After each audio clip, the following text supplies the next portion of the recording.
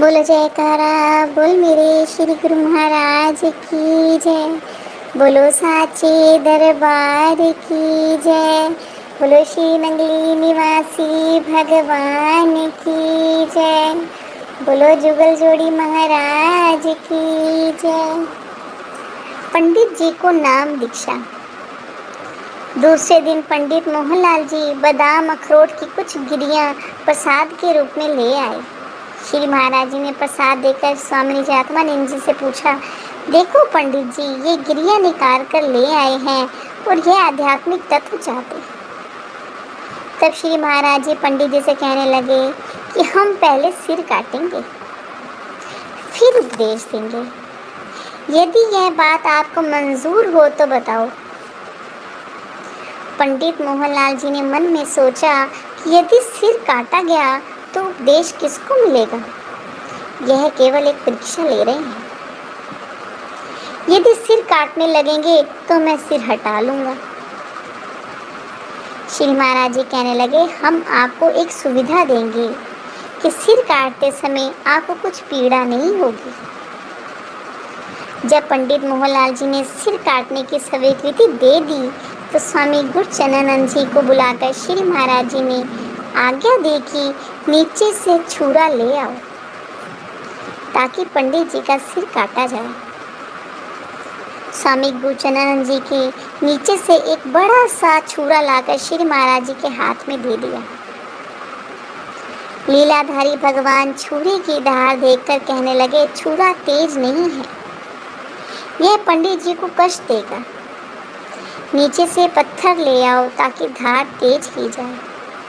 बस फिर क्या था, पत्थर आ गया और छुरे की धार तेज होने लगी। इधर पंडित मोहनलाल जी मन ही मन विचार कर रहे थे कि समय आने पर देखा जाएगा।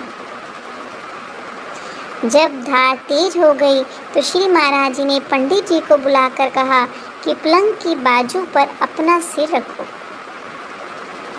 उन्होंने ऐसा ही किया।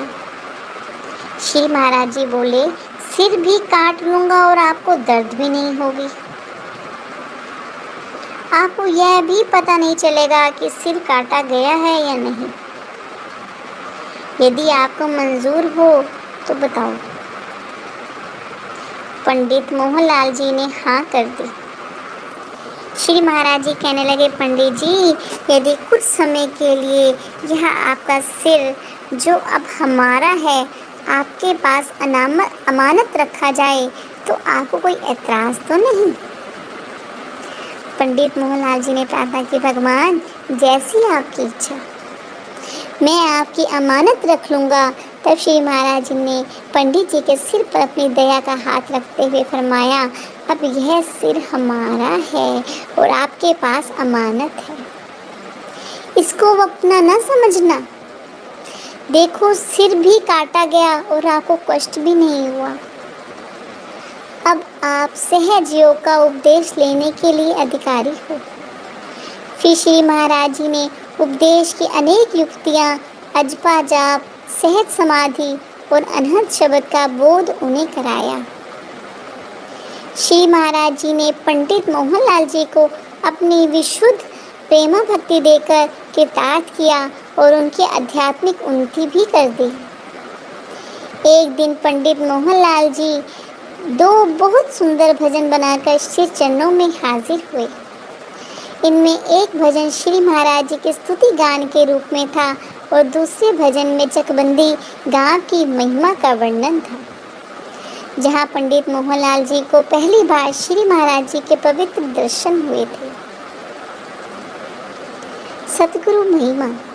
शरण तेरी श्री महाराज, पूर्ण ब्रह्म सच्चिदानंद, जाऊं कुर्बान शोभा धाम, हरदम प्यारे ब्रह्मानंद। श्री जो लक्ष्मी है उसके ही महाराज तुम स्वामी, सर्व सृष्टि के हो करता, सर्व अंतर के हो यामी। करोड़ों बार इस सेवक की चरणों पर हो नमामि, जो वेदों ने है गाया, तुझे ही प्यारे आनंद घन। जगत जीवों को दुख में देखकर नर रूप को धारा, जिन्हों की अंश से पहले हुए 24 अवतारा। अब आए आप कुल मालिक, दया की दृष्टि से तारा, हरे दुख अपने भक्तों के, तो बख्शे प्रेम परमानंद। कृष्ण जी की तरह धारी आपने सांवरी सूरत, दिल हरने अपने भक्तों के, बनाई मोहिनी मूरत। मौज अपनी से है फिरते, जो हरदम प्यारे आनंद कंद, गरीबी दीनता लेकर शरण जो आपकी गावे।